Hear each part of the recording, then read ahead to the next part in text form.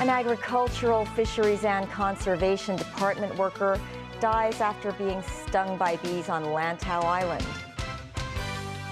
A 6-month extension of the expiry date for the COVID oral drug Paxlovid. And a U.S. congressional panel demands sanctions against 29 designated national security judges in Hong Kong.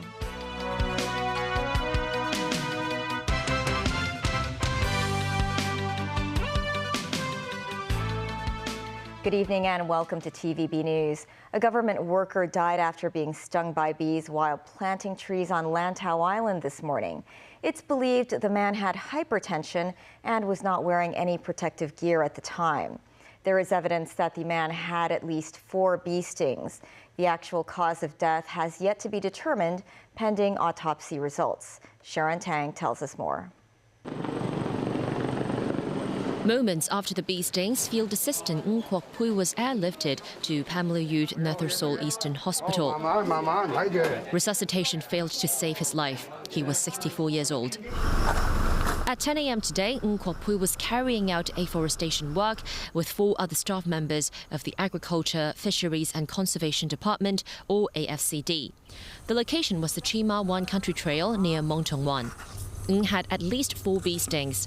He had hypertension and was wearing long sleeves but not protective gear at the time. None of his colleagues were stung. The 5 workers were split into teams to plant trees this morning. All of a sudden, Ng ran downhill. He was seen being chased by some bees with black and yellow stripes on their bodies. His hands quickly became swollen before he lost his consciousness. Hours after the incident, the afforestation workers' tools and seedlings were still there as police and AFCD officers carried out investigations. Zedman Lee, an emergency service doctor, noted toxin from a bee can trigger allergies, causing breathing difficulty and lowering the blood pressure.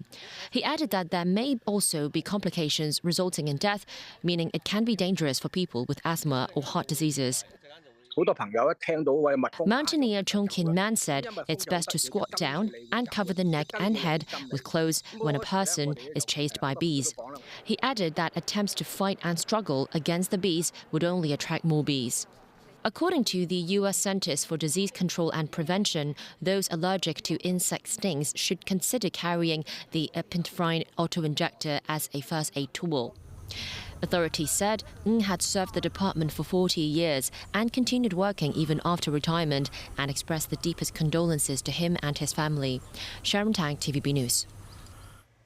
Meantime, all 5 COVID testing centers and community testing stations in the city will cease operations from tomorrow. On the last day of operations, few citizens visited the testing stations. The Health Bureau said that with the lifting of COVID restrictions around the world, such as pre-departure testing, the need for such tests has dropped to a low level. In order to make good use of resources, the government decided to close all testing centers. If residents need to get tested, they can visit clinics at their own expense. These centers will once again serve their original functions or be used for recreational purposes. A U.S. congressional panel has demanded sanctions against 29 national security judges in Hong Kong. A report issued by the U.S. Congressional Executive Commission on China noted prosecutions related to the national security law have divided civil society and suppressed the opposition. The commission urged the U.S. government to consider sanctioning the 29 judges who have dealt with national security cases. The list goes from judiciary officers, district judges, to Chief Justice Andrew Chung. The Office of the Commissioner of China's Foreign Ministry in Hong Kong has slammed the report as a smear campaign with false allegations. It added any attempt to isolate China is doomed to fail. Hong Kong's GDP returned to year-on-year growth of 2.7% after contracting by 4.1% in the last quarter. Authorities said if the current momentum of economic recovery continues, the growth rate can reach near the maximum of the forecast range of 5.5%. In the first quarter economic report 2023, the government presented today, it showed the local economy saw a notable improvement. Authorities also predict inbound tourism and local demand will continue to be the main drivers of economic growth this year. Meanwhile, the forecast for inflation this year is to remain moderate. In the United States, COVID-related asylum restrictions that have expelled millions of illegal migrants since March 2020 were lifted early Friday. The so-called Title 42 order was swiftly replaced by new asylum regulations meant to deter illegal crossings across the Mexico-U.S. border. This did not stop thousands of migrants from crossing before the new regulations kicked in. Tracy Furness has more. Thousands of migrants have waded through rivers, climbed walls and scrambled up embankments in hopes of entering the United States to be processed before Title 42 expired at midnight, May 11th. Some migrants said they heard that it would be more difficult to enter the US after May 11th, and they rushed across the border before the deadline. Aileen and her children, aged 16 and 5, walked through a scorching desert towards the Mexico-US border. But when they arrived at US immigration, they were denied entry. The family fled Colombia after receiving death threats. We are fleeing from some men in Cartagena. We could no longer bear the pressure. We had to leave home, everything, and risk this, but it's not easy, Aileen said. Former US President Donald Trump implemented Title 42 in March 2020, aimed to curb the spread of the COVID virus in crowded detention centers. It allowed US authorities to quickly expel migrants to Mexico or other countries without the chance to request asylum.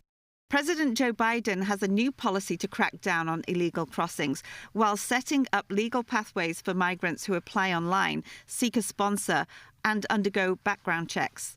We are clear-eyed about the challenges we are likely to face in the days and weeks ahead, and we are ready to meet them. We expected to see large numbers of encounters initially. We are already seeing high numbers of encounters in certain sectors. Meanwhile, a group of Republican senators spoke on Thursday in a border town of Brownsville, Texas. We are witnessing an absolute travesty unfolding on our southern border. On Monday, we apprehended over 10,000 people on the border.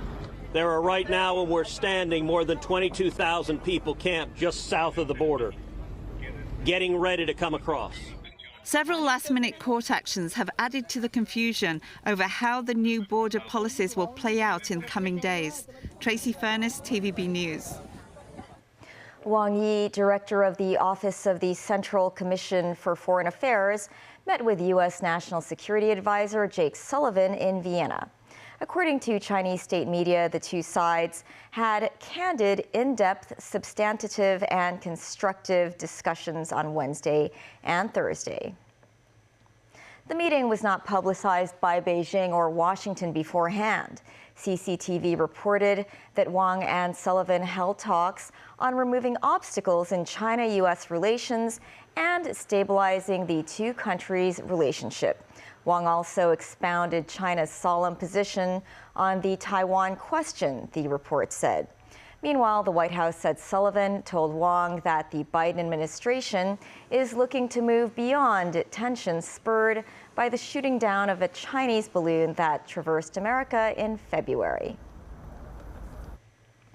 Meanwhile, other top Chinese officials continued their diplomatic push in Europe. In the Netherlands, King Willem Alexander received Vice President Han Zheng in The Hague on Thursday before Prime Minister Mark Rutte held political talks with the visitor. Media reports said high on the agenda was a plan to further restrict export of advanced chip-making technology to China by Dutch tech giant ASML. The visit also came amid diplomatic tensions over proposed new EU trade measures against countries that help Russia circumvent the bloc's sanctions. The proposal sparked a warning from Beijing that it would retaliate if targeted by such sanctions. On the same day, Foreign Minister Qin Gang met with representatives of the Norwegian business community in Oslo. He said China and Norway need to work together to promote trade liberalization. Foreign Minister Qin Gang is reportedly expected to visit Australia in July. Diplomatic exchanges between the two countries were frozen in 2020 when Beijing put curbs on a dozen Australian exports. It came after an Australian call for an international probe into the origins of COVID. Tension has eased since Australia elected a Labor government in May last year. Meanwhile, Australian Trade Minister Don Farrell has met his Chinese counterpart Wang Wentao in Beijing today. Australia is pushing for the removal of all Chinese trade barriers, which began to ease this year. China is Australia's largest trading partner, with two-way trade in goods worth nearly $200 billion in 2022. Still ahead, the chief executive speaks out on press freedom and the Basic Law. In Pakistan, former Prime Minister Imran Khan granted a 2-week bail. And a driverless shuttle bus now in use in the airport's restricted area.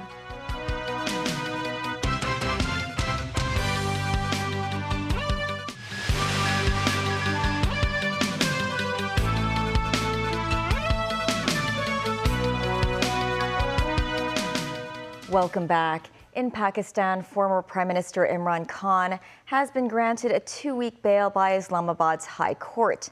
Tensions were high in Pakistan after the Supreme Court ruling that his detention earlier this week was unlawful.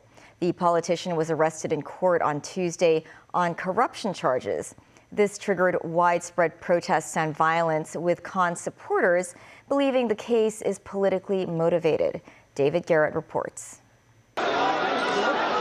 This is no ordinary court appearance. Hundreds gathered, huge numbers of police and security personnel, and massive media presence. The army has been deployed in parts of the capital to keep peace. All for one man, former Prime Minister Imran Khan. Even in the crowd, he stands out. 3 days ago, when the 70-year-old was in court, he was arrested on new charges. He spent several nights in prison. While he's been incarcerated, his supporters took to the streets to vent their anger. They say the corruption charges are politically motivated and are aimed at stopping the former PM standing in this year's elections. The news of Khan granted freedom was greeted joyously in Karachi, dancing in the streets. In his political base of Lahore, people were hanging off the side of lorries. Vehicle horns rang out in celebration. They saw the decision as a victory for them. Crowds enthusiastically chanting Khan's name. Released from jail, Khan spent Thursday night in a government guest house. The government criticised the Supreme Court ruling, but Khan's legal team says it was the correct decision. The contention is that we are of the opinion that once there is an investigation in any rape case, that person has to be given repeated notices. And if he doesn't appear in the investigation, he doesn't cooperate, then the investigating authority has the right to arrest. Khan was ousted as Pakistan's leader in April 2022 through a no-confidence vote in Parliament. His supporters hope he will lead the country again. After being granted bail, he is a free man again for now, but he still has more than 100 corruption charges against him and many legal hurdles to overcome. David Garrett, TVB News. In Finland, 27 people, mostly teenagers, were injured on Thursday when a temporary pedestrian bridge collapsed in the city of Espoo, just outside the capital, Helsinki. The teenagers were part of a group of 8th grade students returning from a field trip. Helsinki hospital authorities said in a statement that the injuries were not life-threatening. Police say a temporary bridge had been built from plywood while construction was going on in the area. Spain will bring in new laws so outside workers do not have to endure extreme heat. This comes as the country has suffered record spring temperatures during the last few weeks. The government in Madrid says climate change is directly affecting their people, and they've been forced to act. Spain sizzled in record temperatures in April, and a quarter of the country is under drought restrictions or alerts. Farmers have been hit hard. Spain is Europe's top fruit exporter, and they've requested emergency funds from the EU because crops aren't growing. It's been so bad this year, the nation's already experienced double the number of extremely hot summer days before the end of May. Mingpao newspaper announced yesterday it will stop publishing the veteran political cartoonist Sun Tzu's works starting from Sunday. Chief Executive John Lee said, while the Basic Law protects residents' freedom of speech, it does not mean individuals can smear authorities. Mimo Sangai with more. The cartoons of prominent political cartoonist Sun Tzu, also known as Wang Kei-guan, have been criticized by the government multiple times in recent months. Starting from Sunday, the 3-decade-long cartoon blog will be permanently suspended. If anyone searches Wang's works on the website of Hong Kong Public Library, the page will say no matching results. The Leisure and Cultural Services Department said the local libraries will review their collections regularly, removing any items that are suspected of violating the national security law. In response to the comment that the government cannot tolerate any criticisms from society, Chief Executive John Lee disagreed. Lee stressed the city has freedom of speech and freedom of the press under the Basic Law, adding authorities receive different opinions daily, including criticism. The CE, however, said he does not allow any information or messages attempting to mislead or incite individuals to smear the government, a situation the administration will take action against. Lee also said it is the news outlets' responsibility to decide on the type of content they present to readers. Vice Chairman of the National Committee of the Chinese People's Political Consultative Conference, Lan Zhengying, also commented on Mingpo's decision. He questioned why Wang's cartoons only target the SAR and China, but not Western countries, such as the UK and the US. Leung believes no credible news outlet should publish such works. Mimo Sanai, TVB News. Some of the hospital authorities' COVID oral drugs, Paxlovid, were originally scheduled to expire early this year. However, the drug manufacturer has decided to extend the expiration date by 6 months. Some pharmacists said the drugs are still effective. Veronica Lin with more.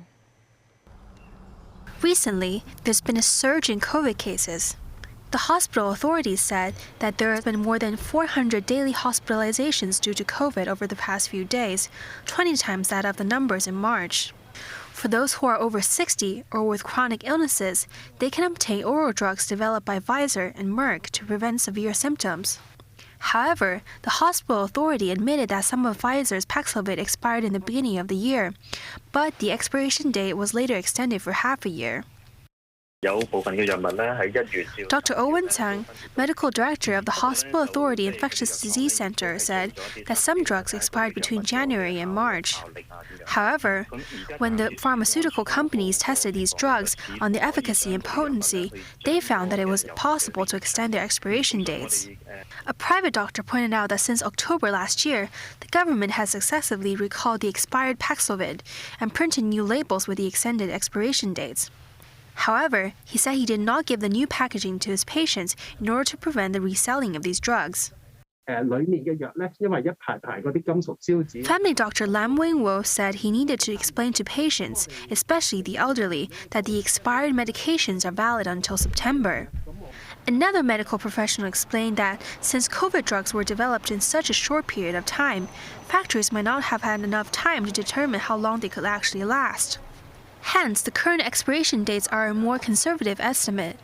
Extending the dates after doing more testing would not be a problem, he added. William Choi, president of the Society of Hospital Pharmacists of Hong Kong, explained that each drug has a main ingredient. If we were to extend its validity period, at least 95% of that ingredient must be kept intact. He added that the difference in the expiration dates between Pfizer and Merck is due to the fact that two drugs are made up of different ingredients. Veronica Lin, TVB News. The Hong Kong International Airport said a driverless bus will start carrying staff to work in the airport's restricted area from Friday. This is not an ordinary shuttle bus. Take a closer look. It has no driver. While the size of the bus is smaller than a normal one, it can still carry 14 passengers. The airport authority said the purpose of launching the driverless vehicle is to save manpower and enhance efficiency. Airport Authority Executive Director Stephen Yu said more autonomous vehicles will be introduced and used in the airport in the future, including taking air passengers to and from the airport and the Hong Kong-Zhuhai-Macau bridge.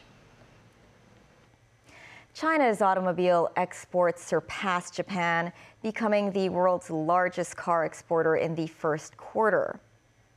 The China Passenger Car Association announced that China exported close to 1.07 million vehicles in the first quarter, a 54% surge compared with last year. Other data suggests that Japan exported about 1.04 million vehicles in the same period, meaning China is now the largest automobile exporter. Mainland media quoted industry insiders as saying that the driving force behind these exports is the Russia-Ukraine war. They said international brands in the Russian market have been fully replaced by Chinese cars and that China's new energy vehicles' competitiveness has improved. It is predicted that car exports in China will reach 4 million this year. That's the news. Have a great weekend.